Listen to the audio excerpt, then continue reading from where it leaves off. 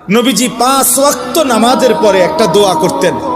অনেকগুলো দোয়ার মধ্যে এটাও একটা দোয়া নবীজি নিয়মিত করতেন, ইয়া মুকাল্লিবাল কুলুব সাব্বিত কলবি আলা দীন।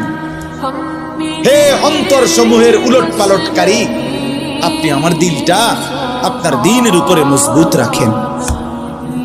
সুখে থাকি দুঃখে থাকি আপনাকে যেন না ভুলি, রাতে থাকি দিনে থাকি আপনাকে যেন না ভুলি, একাকী থাকি প্রকাশ্যে থাকি আপনাকে যেন না ভুলি। সব প্রত্যাশা মতো পাই কিংবা না পাই, মাওলা আপনারে যেন না ভুলি, আপনারে যেন না ভুলি, আপনারে যেন না ভুলি। আপনাকেই যদি হারিয়ে ফেলি তো মোমেনের আর থাকলো কি?